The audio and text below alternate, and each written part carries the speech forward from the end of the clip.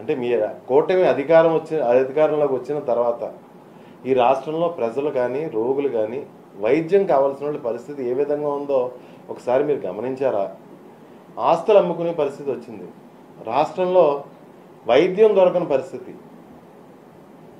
రాష్ట్ర ప్రజలకి కార్పొరేట్ వైద్యం దొరకని పరిస్థితి, లేకపోతే నెట్వర్క్ హాస్పిటల్లో వైద్యం చెయ్యని పరిస్థితి. ఆరోగ్యశ్రీ నెట్వర్క్ హాస్పిటల్లోని సుమారు 3,700 కోట్ల చిల్లర బకాయిలు మీరు ఆరోగ్యశ్రీ నెట్వర్క్ హాస్పిటల్కి బకాయిలు పెట్టడంలో వాళ్ళు వైద్యం చేయట్లేదు. ఆరోగ్యశ్రీ కింద పేద ప్రజలకి వాళ్ళు ఆస్తులు అమ్ముకోవడం, లేకపోతే వాళ్ళ దగ్గర నగ నట్ర అమ్ముకోవడం చేసుకుని వైద్యం చేయించుకునే పరిస్థితి, లేదా ఆ స్తోమత లేని వాళ్ళు ప్రాణం పోతున్న పరిస్థితి 14 నెలల నుంచి మనం చూస్తూనే ఉన్నాం.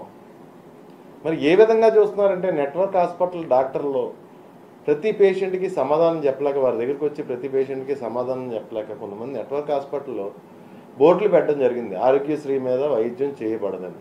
కానీ మీ యంత్రాంగాన్ని ఉపయోగించి ఆ డాక్టర్ నెట్వర్క్ హాస్పిటల్స్కి వార్నింగ్లు ఇప్పించిన పరిస్థితి మనం ఈ రాష్ట్రంలో చూస్తున్నాం.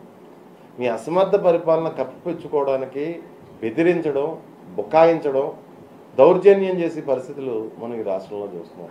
అది కాదు అన్నట్టు, అది సరిపోదు అన్నట్టు మరి ఆరోగ్యశ్రీని తీసుకొచ్చి ఆరోగ్యశ్రీ ట్రస్ట్ని తీసేసి మరి ఏదో ఇన్సూరెన్స్ పెడతాం కొత్తగానే అని చెప్పేసి దాని మోటన అంటే పేద ప్రజల వైద్యం మోటన వేలాది కోట్లు స్కామ్ చేయడానికి మీరు ప్రయత్నం చేయట్లేదా చంద్రబాబు నాయుడు అని మేము ప్రశ్నిస్తున్నాం.